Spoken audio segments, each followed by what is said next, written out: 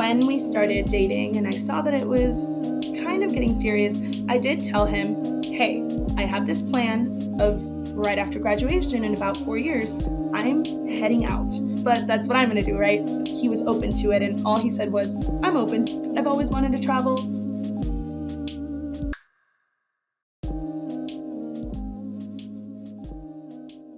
Hello, and welcome to another series of I Taught English Abroad, a podcast by the TEFL org. It's our third series of interviews with prominent and upcoming figures in the TEFL world, covering topics like travel, starting a business, presenting yourself online, exploring your potential, and, well, obviously, teaching. Once again, we're your one-stop shop for the best advice and stories when it comes to teaching English as a foreign language. It can be scary following one very certain path before reaching a point and saying, this isn't for me. That's where today's guest, Celi Reeder, found herself while studying for a degree in music therapy. And yet, here she is in a podcast about teaching English abroad. And that's exactly what Celi ended up doing. Since making that seismic decision, Celi has taught across Asia, planned a wedding, moved abroad with her now husband numerous times, and still, amongst all that, had time to chat to us. Here's Celi's story. Hello, I'm talking to Celi today. How are you doing? I'm doing great. How are you, Ian? Yeah, fine. And so, Celi, where are you joining us from today? I'm living in Denver, Colorado right now. Excellent. Well done to Nuggets on the on the NBA championship. So, Celi, you told me before we recorded, you're originally from Puerto Rico, which is linguistically, it's quite interesting because both English and Spanish are official languages there. So do you prefer one to the other? And when you were learning both languages, how did that kind of work practically? I don't think I prefer one over the other. I'm definitely way better at English at this moment because my family is either in Puerto Rico or different parts of the States, and my husband doesn't speak Spanish, so I get to use it a little bit more. But I would say it helps me because TEFL, right? But I did learn English when I was in third grade. So before that, I knew no English. I only spoke Spanish. So I think it does help me in that sense of understanding second language acquisition, right?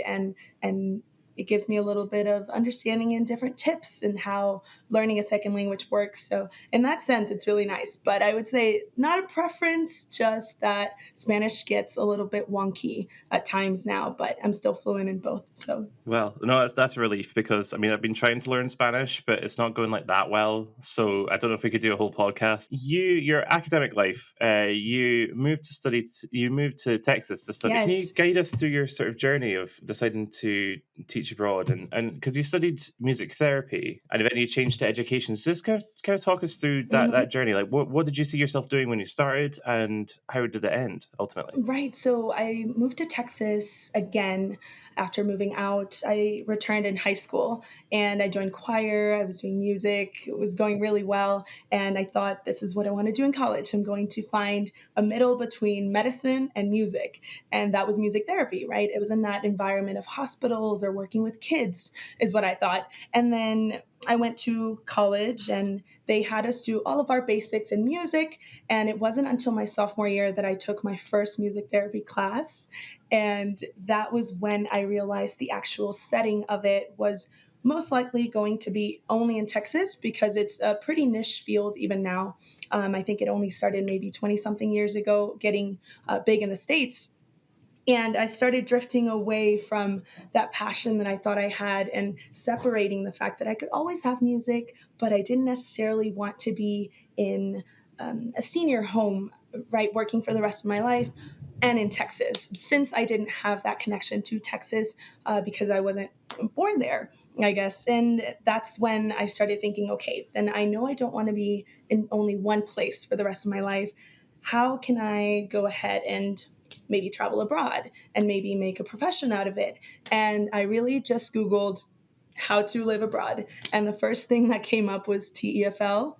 And I knew nothing about it, but eventually I found certifications. I found all these possibilities and opportunities in the market. And that's how I made the decision. I think a week after I had applied to change my major, I messaged my choir director and I told them, hey, I'm sorry, next semester I won't be here. And I thought, my thought process was, if I want to make a profession out of TEFL, how can I make it so that it's a little bit easier for me to get these jobs when I am abroad, no matter what country I'm in? So I thought, let me get a bachelor's in education. And as we know, it's not that you need it, but I just wanted that little step up just because I knew I wanted to do it more long term. So within a week, I was changing my major, got my bachelor's in education, and then from there on applied to have my TFL. Excellent. And, it sounds like a bit of a dramatic departure, but I suppose kind of thematically, music therapy and education aren't particularly like they're not that distinct because you're still, helping people. Often you're helping vulnerable people. So was that something that was always in your mind that you wanted to help people who, well, not people who anything? Did you just want to help people? Was that your major motivation? Yes, I think so. I've always liked working around kids, and I am a very strong people person, and I had a younger brother. So I think education was kind of always there throughout my life. I just didn't know how I could use it. And being a teacher just didn't seem as fun when I was in high school choosing my major in college. So I think that's why I didn't go straight into the education world because yeah, it just doesn't sound as fun, right? But eventually I made to it and I absolutely love it. I really do think it's exactly what I was meant to do. Excellent. And that's so rare, that you can find a career that's exactly suited to your skill set and your ambition. So this would have been what year did you graduate then? I graduated May of 2020, so middle of the COVID pandemic. Yeah, so that actually, yeah, unfortunately, that leads us on to the next question. So, what was your kind of first plan with a TEFL certificate and your bachelor's degree, and of course your Texan teaching license? What was kind of the first place that you wanted to go to, and how did the pandemic affect that? So I was finishing my student teaching during that pandemic in that January of 2020. And then eventually everything went remote. Everything went to Zoom. So I finished my student teachings through Zoom, but it was great because I was doing my TEFL at the same time. I finished everything right around the May and June. And I had traveled to Thailand back in 2018. So that was the first choice, right? I thought, okay, I've been to Thailand. Teaching is a really great market there. Let me go there. So I was starting to get things set. And then because of the pandemic, they switched the rules and you were going to have to cover your quarantine. And it ended up being really expensive, I think around the 2,400 mark. And I said, okay, whoa, I'm just fresh out of college. Maybe I should look into some other options. Eventually, a lot of countries started closing for TEFL teachers. No one was really hiring at that moment, but Korea never closed. So I really knew nothing about South Korea. I knew nothing about K-pop, and but I knew that I wanted to head out, right? I wanted my first year of teaching to be in a classroom. Texas was definitely not going to be it because everyone was going to be in Zoom. So I thought, okay, then abroad, this is my chance. I need to do it right after graduation. I finished my TFL right on time, and I decided to go for South Korea. The process was extremely fast. I think by September I had already signed a contract. Wow, and can you tell us about what it's like to move country during a pandemic? Because we've heard from a couple of guests who had to leave China to come home, whether that's to the US or to the UK. What was it like, kind of moving out of home during that pandemic? Was it quite a slow process, or was it just a case of trying to do everything as quickly as you could, or what was that like for you? I think it would definitely depend on the country that you're heading out to. In this case, South Korea is very, very diligent with all of their process, but I think there was just a lot of uncertainty on both sides, whether things were going to close and get stricter or whether there was going to be a closure on the United States side. So it was definitely during the pandemic, it was extremely uncertain and unknown how everything was going to go. But I think I got very, very lucky to head out when I did. hmm And so, can you describe the experience of reaching out to recruiters for us and going through the process of getting a job while obviously being based in a completely different country and having to move out there? What was the recruitment process like for you, and how easy was it to interview for positions in South Korea? So, for Korea specifically, there are two ways that you can go there's the private sector, and then there's the public. For public, it's a government program called EPIC, and that it's a super rigorous timeline. So, if you miss the deadline, that's private is your next choice, or you have to wait till the next year. So I knew that I wanted to head out as soon as I could. So private seemed like the best option. I did use a recruiter that I found just Googling through Facebook, I think, and I reached out. You send in your introduction, you send in an intro video as well as your resume, and they decide if they want to work with you, if they see that your options are open, and depending on where you want to head out to South Korea as well. And the process was really painless, I would say. They respond really quickly. Again, they're super good about timelines. And shortly after that, we got sent, I think, about three different options of schools based on the cities that we wanted to head out, which in our case, we were trying to prioritize Busan because of the coast and being around the water. And yeah, like I said, it was about a 1 week period that we were communicating with the recruiter. She sent us the options. We said, oh, we like this school. Within another week, we had an interview set up.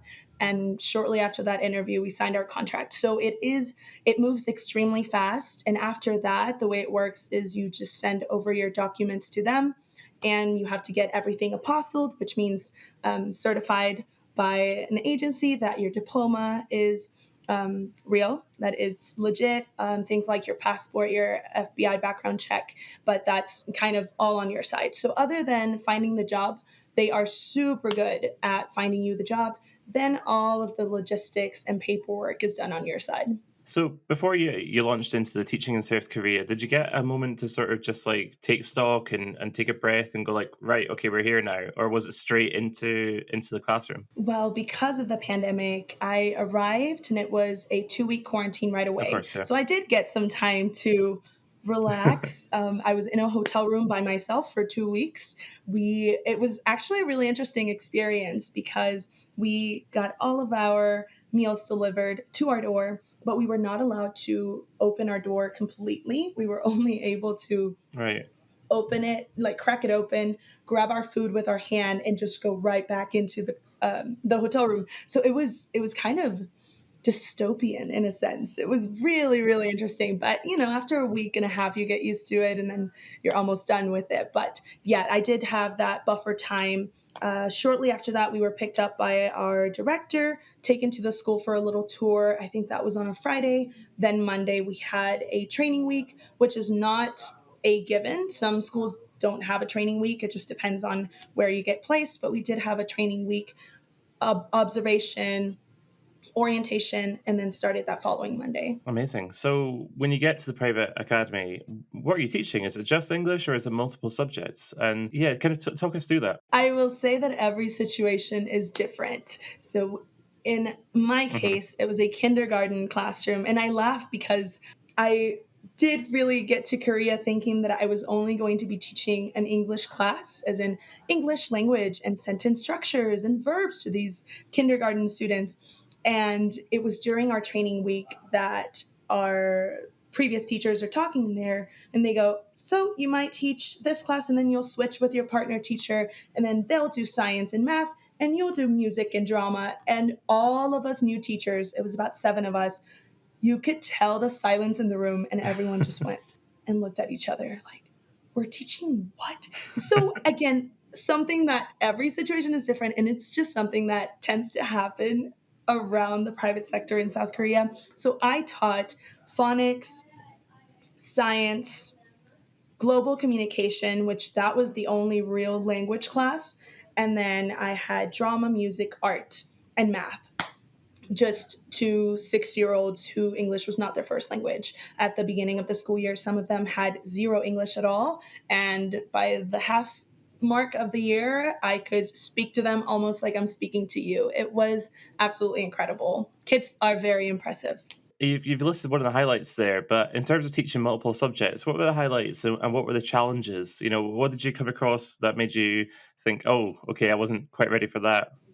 Ooh, I would say just lesson planning overall. And again, every situation is different. I will continue to say that, but it just depends how much curriculum you're given ahead of time, if you have books that you're going to follow. But I learned a lot about just being adaptable, flexible in every sense of living in a new country, right? Being adaptable in the sense that you're teaching for the first time, if that's your first time, and also that you're going into a completely new culture.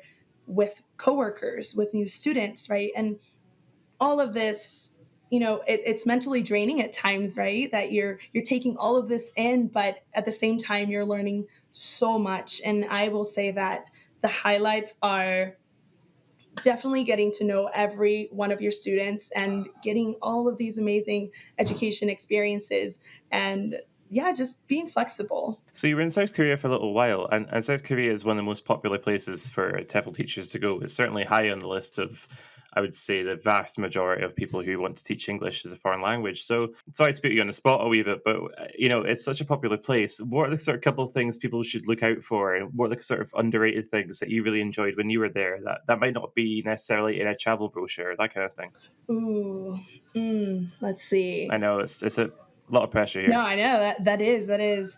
I would say when it comes to food, I will say not be afraid to go into a place if it looks like no one speaks English there. I think that throws off people a lot, and in a lot of articles you will see restaurants that are recommended, but it's because they're English friendly, not necessarily as authentic or as mom and pop place. But I actually found one of my favorite dishes. It's called galbitang, and it's a beef bone broth noodle soup with glass noodles. And that was a place that I found. It was on my way to work, and no one spoke English there. It was run by a Korean grandma, obviously no English, and it was the most. Every time I had a good day, I went there. Every time I had a not so good day, I went there. And we just understood each other. Sometimes I would go with my coworkers, sometimes I would go by myself.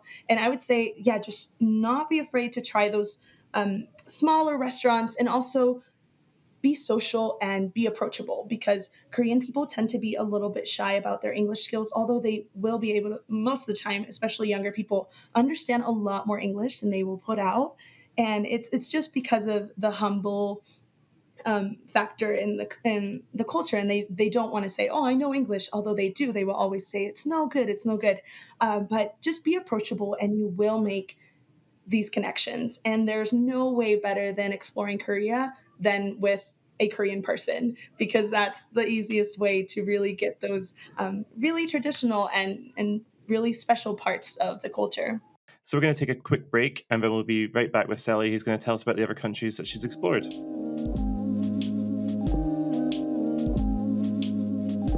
Feeling inspired? Fancy trying something completely new? Well, make your best move yet by signing up for a TEFL course with the most highly accredited provider on the planet. Here at the TEFL org, we offer a range of online and classroom courses that you can study at your own pace. All of our courses include top-of-the-range teaching materials and come with dedicated tutor support from experienced and highly qualified TEFL experts. And what's more, we'll give you money off to do it. Just enter the code PODCAST at checkout to get 50% off any of our internationally recognised TEFL courses. And that includes our best-selling 120-hour Premier online course. With that code, you'll not only get 50% off, but you'll also get a free lesson plans pack. Within a matter of months, you could be a qualified TEFL teacher, out there exploring the world, or working to your own schedule from home as an online English teacher.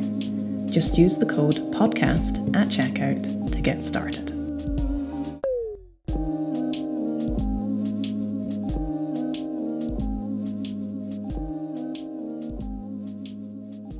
And we're back with Celi. So you used the word "we" an awful lot at the start there. So I want to introduce kind of another concept in here. You are now married, and you got married in Puerto Rico. So this was at the same time as you finding new work in Thailand, if that's right. Now, talk me through that, because that's a lot going on simultaneously. So how are you and your partner able to kind of manage that situation? Right. So, yes, we were wedding planning during our time in Korea.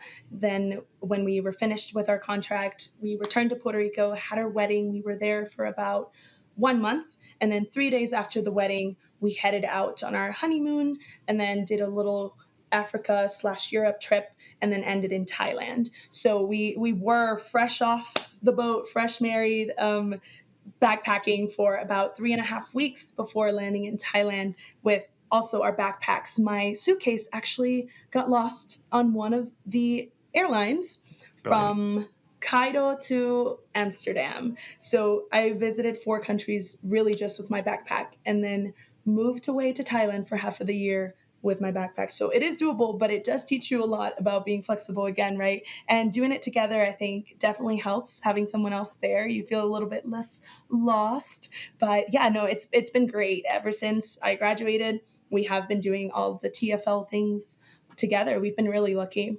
That's amazing. And we will talk about doing TEFL as a couple later on. But for now, tell me about the job that you got. You took a slightly different route this time and taught online through Cambly, if that's correct. What were the factors that kind of led to that decision rather than taking a sort of traditional classroom teaching job? Was it a work-life balance thing, or and where were you based in Thailand?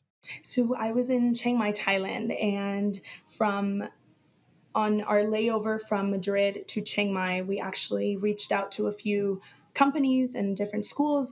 And by the time we landed in Thailand, we had 2 job interviews set up. So that process moves extremely fast. But yeah, we headed to Chiang Mai, Thailand, which is where we had visited in 2018. I absolutely love this place, has a really special place in my heart. But the job interviews went really great. And then we just realized when job offers came and salary expectations that the average for Thailand tends to be a little bit lower because the US dollar, for example, to baht conversion, it's not a lot, but you can survive with not that much in Thailand, which is why a lot of people do online jobs, online teaching, and just anything digital and remote. So we saw that we did the adding up and the calculations, and we realized that doing a few hours in the day, a few hours in the afternoon with Camply, teaching Southeast Asian students, because it was the summer, we could earn more than taking a school job. We did visit the schools. We did get to ask all of our questions during a mini orientation type thing, but then realized that it just wasn't the best decision at that moment to come in mid-year, just with preparations and things that we had learned from Korea. And we decided that online teaching would have been the best option in that case. You know, we cover Thailand a lot, and we've had other guests that have been to Thailand, but I don't think Chiang Mai has ever come up. So can you tell me a little bit about what that place is like? So Chiang Mai is in the mountains. It's in the north region of Thailand, and it has its own regional dishes, first of all. But the most special thing about it, I think, is the art community there. There is music everywhere. There is artists everywhere. And most importantly, the community between the locals and the foreign and all the expats that come to Chiang Mai to live is just so special, and it's so unified. And that's something that I really love because I missed out on a little bit of that in South Korea because of COVID. So coming to Chiang Mai and seeing this community and this unison was just so special. And I would say that's what makes Chiang Mai stand out from, I would say, Bangkok. Bangkok is more that New York rush on steroids, right? But Chiang Mai is very laid back. Also with the schools, you will hear, if you ask people that have taught in Chiang Mai, that the schools are very laid back. There's a saying that's sabai sabai, and it's kind of like our Hakuna Matata. It's just everything will be okay. Okay. Just relax. Don't worry about it. And that really is how everybody thinks in Chiang Mai, whether you are teaching or you are just living there, just hanging around. But I would say that's what makes it the most special. It's just the community there. What was it like teaching then through Cambly? Because all your preparation had been for classroom teaching. What was it like doing that, and how did it compare to in-person teaching experiences for you? So I will say in person is definitely a lot more prep. It's a lot more focus. It's a lot more hands-on. English teaching online tends to be very laid back. It's what you do. It's a lot more independent in the sense that it's your own classroom, usually 1-to-1. You get to know that one student very well. You get to know their ticks and how they learn better, but also there's only so much you can do online. So it's knowing and realizing that you have to separate all of these things that you wish you could do because you're teaching, but knowing that it's not always possible online. So having that mental break, it gets really repetitive at times because there's a lot of new students at the same time too. So I would say it's a lot of having that balance, knowing when to take those breaks is the most important thing. Mm-hmm. Excellent. So, while you loved your time in Thailand, that you definitely weren't done exploring Asia. So what happened next? You moved to Da Nang in Vietnam, was it? So, yeah, how did that differ from Thailand, I guess, and what was the kind of attraction of moving there? Because it again is never a really beautiful country, and it's another place that a lot of TEFL teachers go to. Right. So at the time that we were in Chiang Mai, Cambly was our only job, and it was our only sort of income at that point, right? So we were thinking of different areas that we could afford to live in an apartment that had 2 rooms, which is super uncommon in Southeast Asia for your apartment to have 2 separate rooms. And that was part of the reason why we chose Da Nang, because we found some amazing deals for rent, Yeah. and we landed a great spot there. I would say Da Nang is growing very rapidly. It's not as touristy, but you can see that it will be growing in the next maybe 5 to 10 years. There was a lot of construction around us, but I will say that it was different in that sense. We were exploring more unknown areas in that sense, whereas Chiang Mai, we could go out and see people from all over the world. In Da Nang, we were a little bit more separated, I guess. It was just us. We weren't really able to meet that many people there. So how long were you there for? And again, was that online teaching or were you working classrooms there? What was the setup with Dang? Da Nang was online teaching. Yes, we were supposed to be there. We were planning to be there for about 3 to 4 months, but then we headed out back to the States early to do our application for teaching in Japan. And that's why we were only there for 1 month. We didn't do our border run to extend our visas. Excellent. And that's again, I've been really lucky this series because all my guests have been really good at introducing the next question. So you did the JET program, was it? And so a lot of our listeners are really interested in doing that, just like applying through EPIC for South Korea. So could you tell us what the application process is like, and what made you choose Japan as the next stop on your kind of world tour, if you like, because you've been to a lot of really cool places. The JET program application is very specific, very time consuming, and super rigorous. There is no way to sugarcoat how extensive it is, but it's super worth. I think now that I am in the JET program and I've been able to connect with past JETs and alumni chapters and current JETs that we're all leaving together on July 29th, I have realized that doing the JET program and all of this effort was super, super worth. The JET program application usually opens around October, November, and closes, I'm sorry, opens September, closes around October, November. You will find out if you pass the initial screening around January. Your interview will be end of January, early February. Then you find out about 2 months after that, by April, if you are in. So it is a lot of wait time. Again, very, very worth it, but it is a commitment knowing that you might not be able to be in another country because you're waiting on Japan, right? And that was our case. We headed back to the States because we had to be in the United States to interview.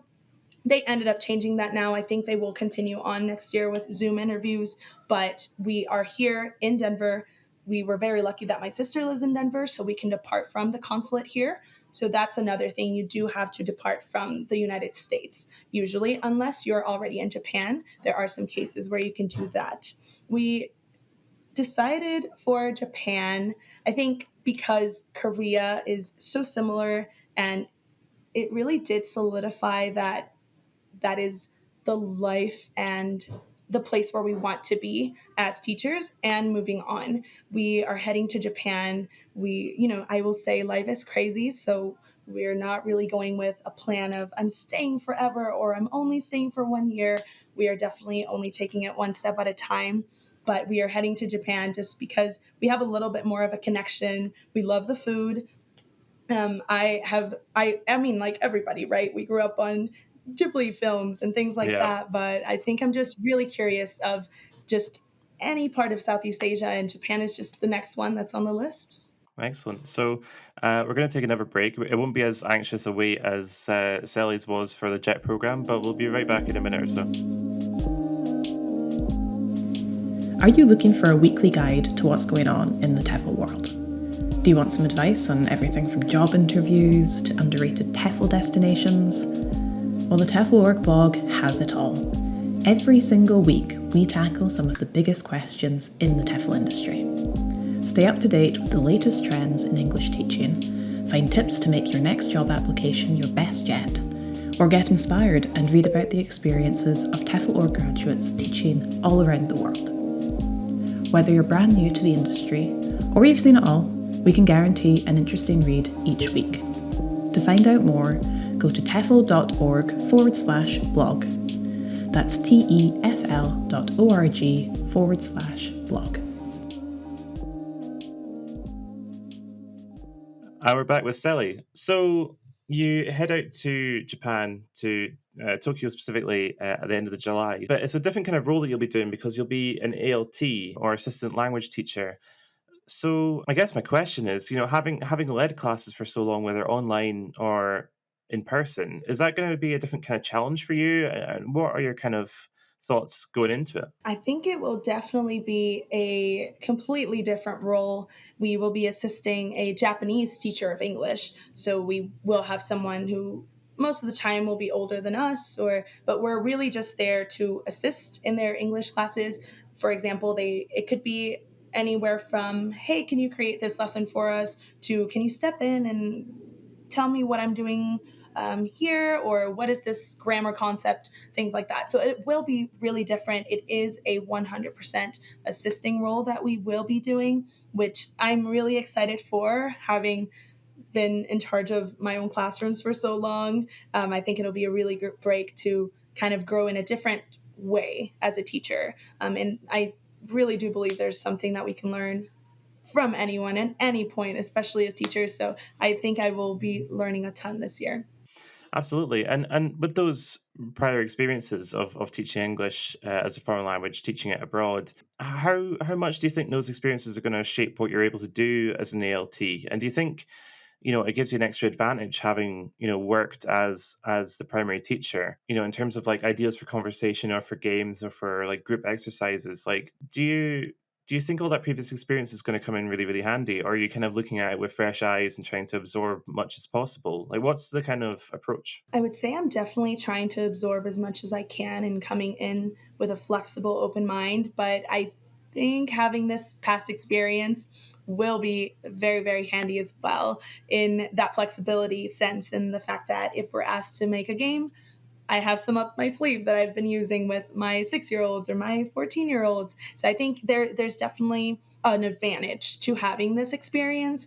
I don't think it's super necessary, though. It's a lot of people do come into the JET program to be alts straight from college with no experience or no education background. So it is supposed to be a program that allows for that transition, and orientation that we will have in Tokyo will be really helpful as well. So. Now, there's something particular about your story which I find so compelling, and we talked about it a little bit earlier in terms of your preparations for getting married. But your husband's also heading out to be an ALT in Japan as well, right? So, I mean, that just never happens. So, like, how well, firstly, how cool is that? And secondly, like, how do you envision kind of the role your husband's going to play in terms of, well, are you going to be able to sort of collaborate and support each other, or will it be a case of like after school day saying like, oh, how did that go? How was that? Were there any problem students or anything?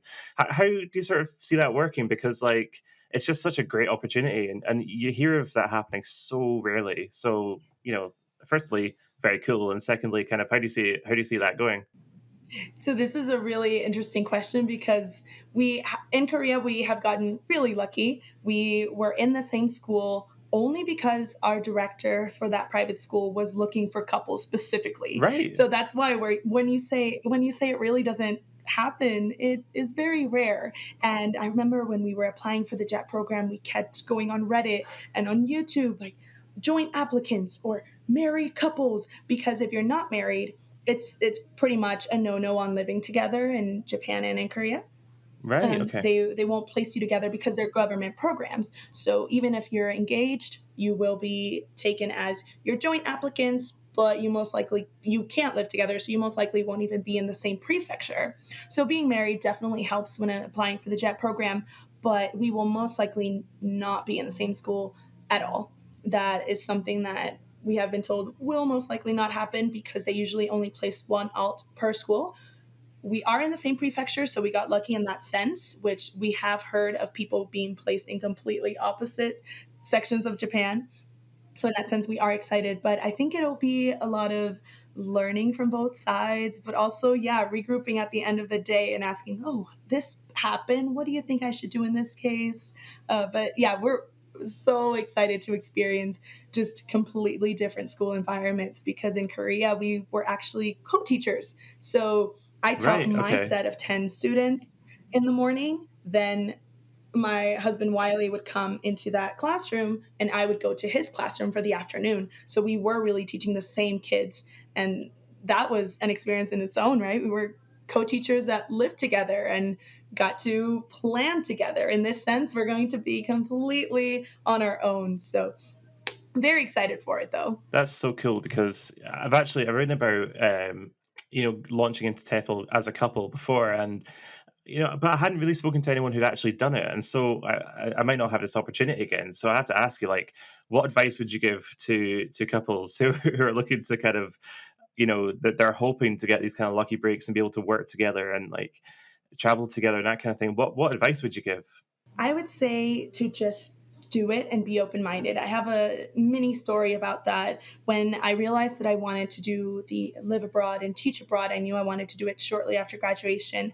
And when I made that decision, I hadn't even met my husband. We've been together for about 6 years. So when we started dating and I saw that it was kind of getting serious, I did tell him, hey, I have this plan of right after graduation in about 4 years, I'm heading out. So I just need to let you know, transparency, if that's okay with you, then, this can go well. If not, then oops, but that's what I'm going to do, right? And he was actually in pharmaceuticals, so no background in education at all, but he was open to it. And all he said was, you know, I'm open. I've always wanted to travel.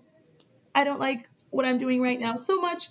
That's not a problem. And it really wasn't. And it hasn't been a problem at all, right? It just depends on what stage of your life you are in. I think that plays a role in it a lot. There are people who are very comfortable in their jobs and moving abroad and starting from zero and getting a new salary that might not be what you're getting here back in the States can seem scary, right? But having that having that the brave feeling to just do it, it does pay off, and you will be happy that you did it together. That's the most important thing. And without sounding too much like Oprah or something like that, a couple can go through, and people tell me that I do sound like Oprah when I host a podcast. But a couple can go through sort of all sorts of untold kind of challenges together, and that's that's often the kind of the making of relationship is what you go through together. But you could say the same for traveling together. Has all that been a major kind of positive because you've got all these incredible kind of memories and sights that you've seen together? Is that like a major kind of factor?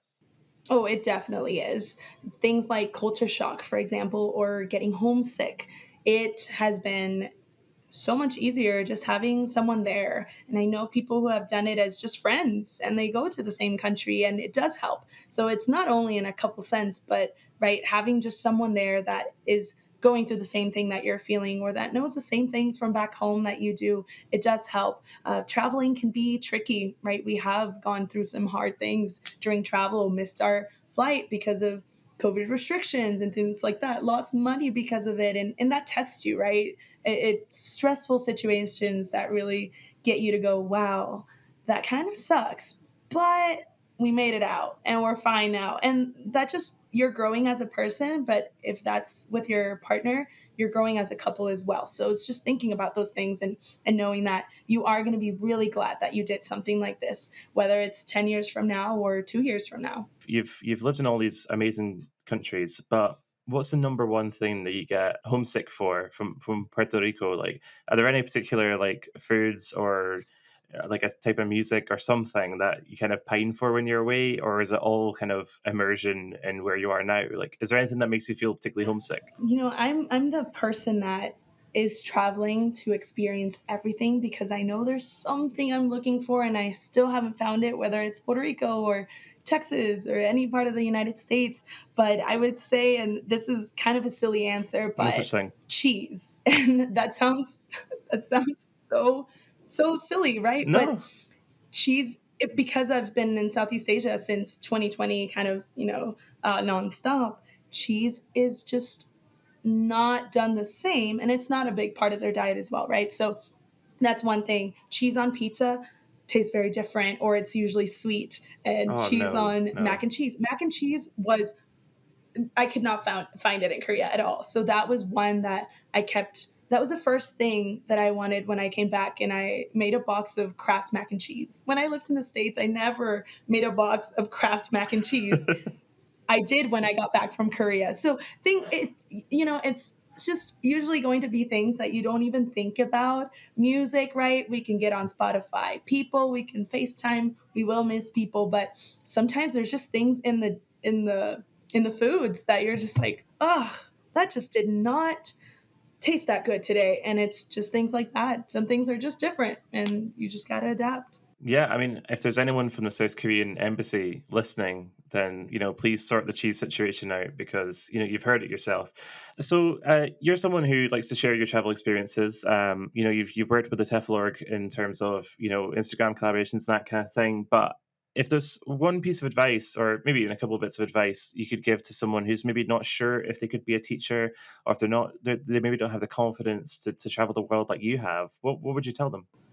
I would say that if you're already listening to this podcast, that means there is something out there that you're looking for. And whether you know what that is or not, and even if you feel lost, there is no one right moment to do it. You just have to trust yourself. It can seem scary, but it is going to be so worth it. And I can confidently say that I'm a different person than I was the moment I decided to go abroad. It changes us for the better, whether it's teaching or whether it's just backpacking for 3 months. TEFL just really does open up those doors to do it in any part of the world that you want. So I would say just go for it, trust yourself, even if you have a partner, even if you don't. There are people out there that you can bond with in every single country, and you'll be really glad that you did it. That's incredible advice. And so, just to finish off, Celi, where can people find you if they're interested in hearing about your ongoing TEFL adventure? Right. So I'll be sharing more and more as I arrive in Japan. On July 30th, I'll be arriving in Tokyo for an orientation. Shortly after that, I'll be in my prefecture of Fukushima. If you're interested in the rural Japan, that's where I will be. And I am an Instagram gal, heart and heart. So you can find me on Celi Travels with 2 S's. That's CELI Travels with 2 S's on Instagram. Brilliant. Well, Celi, it's been an absolute pleasure talking to you, and all the best to you and your husband for the upcoming trip to Japan. I hope everything goes well for you. Thank you very much. Thank you so much, Ewan.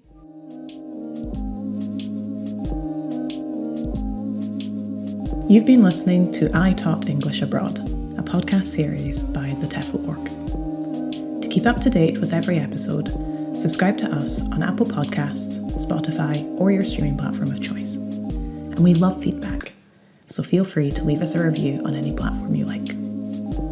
For more information about the TEFL Org, or about teaching English as a foreign language in general, head on over to tefl.org. That's TEFL.org. Thanks for listening, and we'll see you next time.